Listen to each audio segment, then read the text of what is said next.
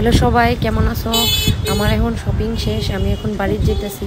দেখো আমার হাতে প্রায় শপিংয়ের ব্যাগটা একটি ফুল ব্যাগটি দেখালো, আর এত রৌদ্র আর হাইটটা রাস্তায় শেষ হইতেছে না। কেমনে যে বাড়ির যে মুকুল সময় এই রান্না হয়েছে, সকালেও কিছু খাই যেতেছি না, এমনভাবে যেতেছি।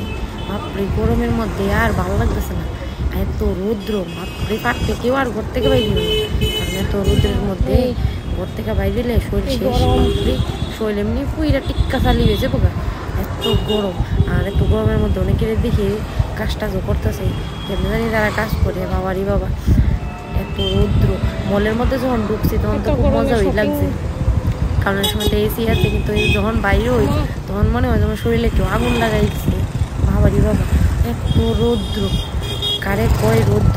তো বাড়ির যাবো কেমনে জানি কামান সামানি পর্যন্ত গিয়া গাড়িটা তুলুম, বুঝে ফেলতেছে না। বাপরে রাস্তায় যেমন শেষ হইতেছে না, অনেকটা রাস্তায় কেটে যাইতে লাগবো। এটাই পুরা ভালো লাগে না, টেনশন লাগতেছে। দেখো মানুষ ছাতি ছাড়া, আমার ব্যাগে তো ছাতি আছে কিন্তু কোন হাতে লোমো জায়গায় নেই, পুরা এক হাত তো পুরো ভর্তি হয়ে